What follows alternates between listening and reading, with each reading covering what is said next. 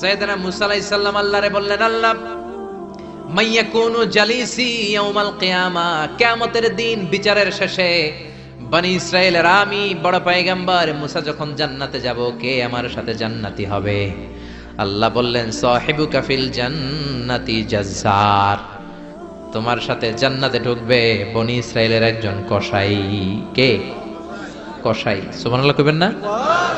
একজন কসাই যাবে। মুসা আলাইহিস সালাম বললেন, কি রে, আমি এত বড় নবী, কোন নবী যাবে না আমার সাথে, কোন ওলি যাবে না, কোন হাফেজে কোরআন যাবে না, কোন আলেম যাবে না, কসাই যাবে কেন? আল্লাহ বললেন, দেখে আসো কেন যাবে কসাই। সাইয়েদনা মুসা আলাইহিস সালাম কসাইয়ের দোকানে গেলেন, দেখলেন না কসাইয়ের স্পেশাল কোন আমল তো দেখা যায় না, খালি গোশত কোপায়। কি কোপায়? সারাদিন গোশত বিক্রির পরে বিকেল বেলা সবচেয়ে চমৎকার গোশতের একটা টুকরা নিয়ে কসাই দোকান বন্ধ করে বাড়িতে যায়। সাইয়েদনা মুসা আলাইহিস সালাম ছদ্মবেশে কসাইয়ের পেছনে পেছনে যায়। কসাই ঘরে ঢুকার পরে সাইয়েদনা মুসা আলাইহিস সালাম ঘরে নক করা শুরু করলেন। কসাই দরজা খুলে দেওয়ার পর সাইয়েদনা মুসা আলাইহিস সালাম পরিচয় গোপন করে বলে, আমি একজন মুসাফির, আজকে রাতে আপনার ঘরে থাকতে চাই। কসাই বলে, আহলান সাহলান মারহাবান তাইয়্যিবা, আসেন থাকেন, কোনো সমস্যা নাই, পাশের ঘরে বসেন, ওই ঘরে আমার একটু কাজ আছে। পাশের ঘরে যে মাচা থেকে একটা বৃদ্ধা মহিলাকে নামিয়ে নিজ হাতে গোসল করিয়ে গোশত কেটে রান্না করে রুটি দিয়ে মহিলাটারে খাওয়ানোর পর মহিলাটা হাতের মধ্যে আঁচলটা টেনে চোখের পানি ছেড়ে বিড়বিড় করে কি যেন দোয়া করে। সাইয়েদনা মুসা আলাইহিস সালাম শুনতে পেলেন না। ওই মহিলাকে খাওয়ানোর পরে প্লেটের মধ্যে গোশত আর রুটি নিয়ে কসাই যেয়ে বলে, ও ভাই মুসাফির, এই নেন খাবার, রাতের খাবার খেয়ে আপনি ঘুমিয়ে যান, সকালে আপনি যাবেন আপনার পথে, আমি যাব আমার দোকানে। সাইয়েদনা মুসা আলাইহিস সালাম বলে, রাতের খাবার পরে খাবো, আগে বলো ওই মাচার মধ্যে বৃদ্ধা মহিলাটাকে। কসাই বলে, এই মহিলাটা ছাড়া এই পৃথিবীতে আমার কেউ নাই, আমি ছাড়া এই মহিলাটারও আর কেউ নাই।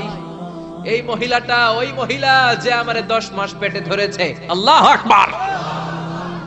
এই মহিলাটা আমার জনম দুঃখিনী মা, মা ছাড়া আমার কেউ নাই, আমিও ছাড়া আমার মায়ের কেউ নাই। প্রতিদিন আমি আমার মারে গোসল করাই, নিজ হাতে টাওয়াল দিয়ে গা মুছে দেই, তেল মালিশ করে দেই, গোশত রান্না করে রুটি দিয়ে খাওয়াই, আর আমার মা আমার জন্য দোয়া করে। সাইয়েদনা মুসা আলাইহিস সালাম বললেন, বিড়বিড় করে তোমার মা 2 হাত তুলে কি দোয়া করেছে আমারে বলো, আমি তো বুঝলাম না। কসাই বলে, আমার মা প্রতিদিন খাওয়ার পরে খুশি হয়ে যায়, প্রতিদিন খেয়ে দে খুশি হয়ে চোখের পানি ছেড়ে আমার জন্য দোয়া করতে শুরু করে। একটা পাগলা দোয়া, বিগত 20 বছর যাবত আমার আম্মা এই দোয়াটা করে। আমি জানি এই দোয়া কোনোদিনই আল্লাহর কাছে কবুল হবে না। সাইয়েদনা মুসা আলাইহিস সালাম বললেন, ও ভাই বলোই না কি দোয়া করে, আমারে বলো বলো। কসাই বলে, আমার মা বলে, আল্লাহুম্মা জাআল ইবনি জালিসা মুসা ইয়াউমাল কিয়ামাহ। খাওয়ানোর পরে খুশি হয়ে হাত তুলে আমার মা বলে, আল্লাহ আমি আমার ছেলের খেদমতে এত খুশি, আমার ছেলের জন্য আমি হাত তুলে দোয়া করে দিলাম। শুনেছি এই জামানার বড় পয়গম্বর, বনি ইসরাইলের সবচেয়ে বড় পয়গম্বর হলো মুসা। আমার ছেলে কিয়ামতের দিন বিচার শেষে মুসা যখন জান্নাতে যাবে, আমার ছেলেরও মুসা নবীর সাথে তুমি জান্নাতে ঢুকাইয়া দিও। মুসা নবী যখন জান্নাতি হবে, আমার ছেলেরও ঢুকায় দিবা।